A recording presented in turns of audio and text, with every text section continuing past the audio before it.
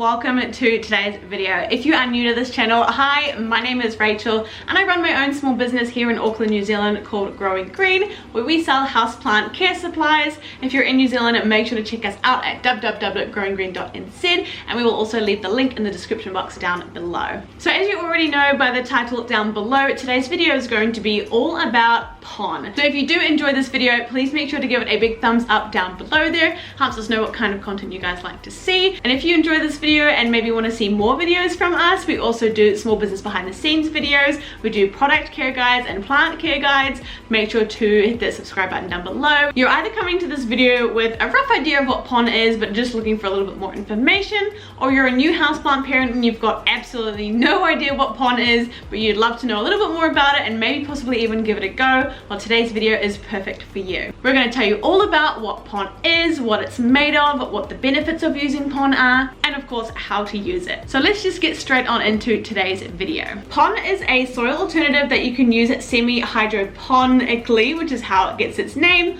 or you can add it into your current favorite houseplant mix to give your soil some more aeration and drainage. It's made up of 3 different pure mineral stones, and that is pumice, scoria and zeolite. There are currently a few different brands of pon available. Of course, if you're already into the houseplant world, you will know Lechuza Pon. They're often referred to as the original creators of pon. But here in New Zealand, we have a brand new pon brand called BioLeaf. It's made right here in New Zealand and it's so much more accessible for us. Lechuza Pon can be really hard to get here and have extremely long wait times. So we are so excited to have a BioLeaf who are creating their own version of pon. And I'm sure there are a few different brands of pon all around the world as well. So with the brand Lechuza Pon, which is the one that's probably the most popular that all of my overseas viewers will know, there is only one size of pon. However, with the New Zealand BioLeaf Pon, they've actually created 2 different sizes. So the first size is their fine grade, which is what you are seeing now. This size is generally suited more for your plants with smaller root systems and smaller size roots, such as your alocasia, begonia, and so on and so forth. And the next size is their medium grade, which is generally more suited for the larger rooted plants such as monstera and ficus. And there you can see the size difference between the 2. So next up, I'm going to be talking to you all about the benefits and the reasons why switching to pon is a good idea. And I'm also going to couple that with some of the downsides of pon, because there can be some, and of course growing hydroponically is not for everyone. So let's just get straight into it. So the first major benefit for using pon for your plants is the fact that it is reusable. With regular houseplant soil, generally you want to put it in the bin or chuck it out or do whatever you do with it. Between potting up your plants, you don't want to reuse it for the next plant because it can carry bacteria or fungal infections or even pests that you might not even know are on or in your plant, and you're going to just be passing that on to the next plant, so you want to biff that and get rid of it. But with pon, you can actually reuse it over and over again. All you need to do when you are repotting your plant is to give it a good wash. A lot of people will use really hot water or even boiling water just to clean it off, and then you're good to go and you can reuse it again. It also doesn't break down like regular soil does, so that is the first major benefit of using Lechuza Pon. And the next one is a downside to using pon, and that is the fact that it can be quite pricey to output for the initial purchase of the pon, because it is generally more expensive than houseplant mix. But like I said, you can reuse it over and over again, so in the long term, can it save you money? Yes, but if you don't have that, money for the initial output for pon, then it can be a little bit more of a barrier for you. So yeah, that is one downside to the pon. So for this next benefit, I'm going to show you and explain to you using my beautiful variegated dragon scale. This is like my favorite plant in my collection, and that is the fact that you will probably be watering your plants less. So semi-hydro means when you are using the pon as a substrate, you are submerging it partially in water. With semi-hydro, you are using some kind of substrate alternative such as pon or maybe leca, whereas hydroponically would mean that you are fully just growing it in straight water. I'll explain this a little bit more later on in the video, but when you also use it semi-hydroponically, you will fill your cover pot or your self-watering pot to about 1/4 or halfway with water, which means it's continually sitting in that water, and the pon will be wicking up the water and the plant will be only getting what it needs. So that means obviously a lot less watering. With my personal experience with Pon, I'd probably say that with my regular soil mix, I might be watering every 2 weeks, maybe every week in summer. But with Pon, I can stretch that out to about 4 or 5 weeks. Now this helps fix a lot of people's watering issues. I know a lot of people are underwaterers, which means they will forget to water their plants for weeks on end and they just wilt and die. And with the semi-hydro method, you obviously won't have to worry about forgetting it for a little while because it will be just fine. It's sitting in its little reservoir of water. And also it can help you if you are an overwaterer, because the next benefit of using Pon is the fact that you will get less root rot. So Pon has an ideal ratio of about 45% water to 50% air. So that means between the little pieces of Pon, you will have about 45% air and 55% water. Now the reason that this is beneficial is because your plant's roots do actually need oxygen to survive.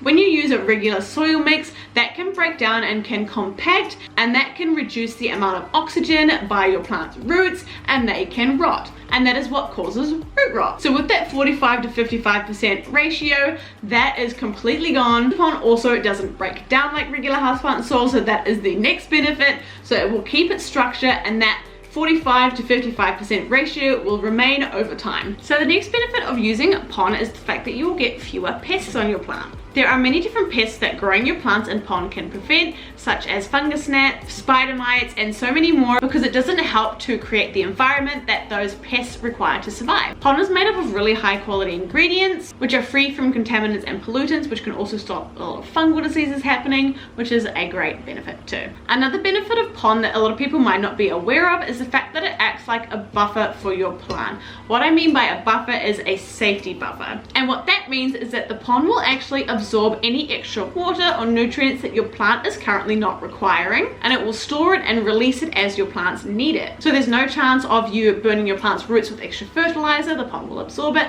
and same with water. If your plant doesn't need it, the Pon will hold onto it and then release it as your plant needs it. So another benefit or downfall, depending on what your preference is, some Pons do also include a slow release fertilizer. You'll have to make sure to check the actual brand that you are using for their specific specifications before using it, because some people I know do not like that. For example, the Lechuza Pon, I'll put it back up here, it does have a slow release fertilizer in it, so that means you generally won't have to fertilize your plants for the first couple of months or so. However, the New Zealand BioLeaf Bio Pon does not have any slow release fertilizer in it, which some people also prefer, because then you can be more in control of the type of fertilizer that you're giving your plant and how often. So yeah, that one is kind of a benefit or a con depending on what your preference is. And again, there is no right or wrong, it's just whatever suits you. So those are all of the main benefits for using Pon for your plants. If you have any others that you've noticed with your plants as well, make sure to leave them in the comment section down below. So now I'm going to go into my greenhouse. I'm going to repot a plant that is looking a little bit sad into Pon, and I'm going to give you a little bit of an idea of my experience with Pon as well. So let's go out to the greenhouse. All right, now we're at my greenhouse. This is the plant that I'm going to be repotting into Pon. Now to be fair, this one has actually been growing in Pon for at least the last 6 months, so I can show you kind of how it's been doing. But the reason it's looking so sad is because I just came back from a 3-week holiday overseas, and it obviously didn't get the attention that it deserved. It didn't get repotted when it should have been repotted, and as you can see, the roots are growing out of this pot. It has been living in a cheap self-watering pot for the last 6 months and has been doing wonderful. But of course now I'm going to repot it into a bigger pot because the poor thing is not happy at being stuck in such a little pot. I don't know about you, but alocasia are one of those plants that I absolutely refused to buy, couldn't grow until I tried semi-hydroponics. So if you are having issues with your alocasia, I highly recommend using Pon, giving it a go, because you will see a massive change in your plants. Obviously there are still pest magnets, so you want to have a good pest routine going on, but aside from that, I am sure, like 100% sure, that you will absolutely love growing your alocasia in Pon, of course, as well as other plants. But anyway, let's get started on the repot. Actually, one last thing I just wanted to mention before I get into the repot: if you are considering purchasing from our website, the BioPon, it does come in 2 different sizes as well as 2 different grades, the 1 litre size and the 4 litre size. So if you've used any other kind of semi-hydroponic substrate before, such as leca, you will know that there is a lot of work involved. For example, with leca, you have to wash it multiple times and then soak it for a few days and then use it. However, with Pon, there is none of that, you can use it straight out of the bag, or if you really want to, you can give it a good wash before you use it. Either way, it'll be perfectly fine. But there will be a little bit of preparation for your plant depending on how you are transferring it to pon. If you are transferring a plant from regular soil into pon, you're going to want to wash the roots of your plant really thoroughly before you pot it up into pon, because if there's any kind of soil left on those roots, it may rot while it's inside the pon in your pot, and then it will cause all sorts of issues. So make sure to wash those roots as thoroughly as possible. So next up, you're going to decide what kind of pot and kind of setup you're going to have your pon plant in. So personally, I like to use either a clear net pot such as this one here, or a clear nursery pot will do fine as well. Both of those allow the water in and around the roots. However, for today's video, I'm going to be using this little net pot. Okay, let's unpot my fry deck and take a look. So like I said, if it's coming from soil, we'll need to give it a really thorough clean of its roots to make sure there's nothing left on there before you repot it. But as this one is coming from pon and going to pon, all I have to do is somehow gently squeeze it out of this pot. Alright, here we go. Slowly wiggling it through the pot so that the roots don't come off.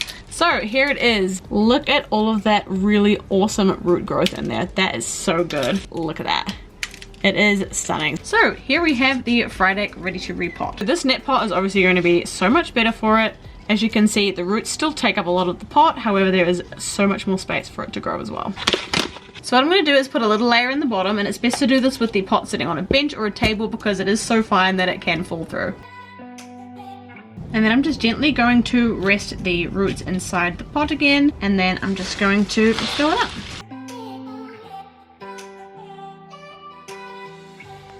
Another thing I like about pon is the fact that this is not even full yet and it holds the plant upright, so I don't have to keep holding on to it while I'm filling it. It's really awesome.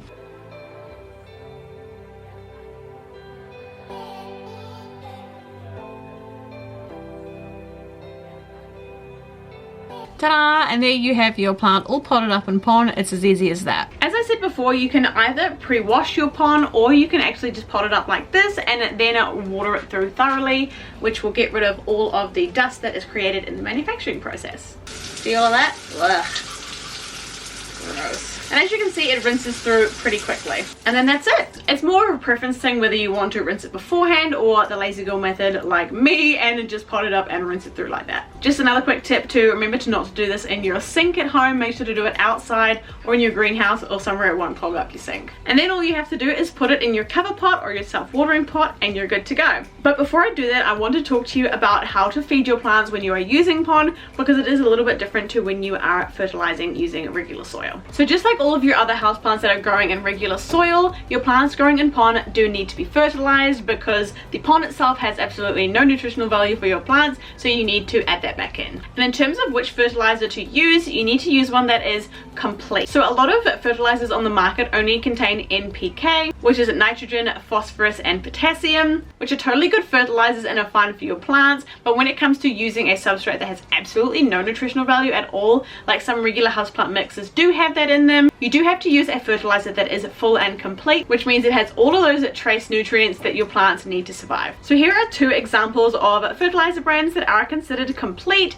Now you know they're complete because if you turn them around, I'll show you. They will generally have a nutritional breakdown that looks like this on the label, and same here with the Super Thrive one. You can see it has the nutrient breakdown on the back there, as opposed to other brands that may just have it nitrogen, phosphorus and potassium on the back of the label. Again, we have both of these stocked on our website. Head to the link down below to pick them up for yourself. In regards to how you use those fertilizers with your plants, you will feed them exactly as you normally would, either a lot more in summer, a lot less in winter, and at the same volume that you would with your normal plants and soil mix. So with the GT, for example, you would just use 5 to 10 ml of the product in water, mix it all together, and then put that water into your self-watering pot or regular cover pot like this, and you are good to go. So I have my 5 ml of product. I'm going to pop it into my watering can and then fill that up with water. This is a little bit dramatic because I'm in my greenhouse and this is how I water my greenhouse. However, of course, you can just run it under the tap. I'm also going to be adding in a little bit of Growth Technology CCS, which is Clonex cloning solution, which does help those roots get a little bit more established.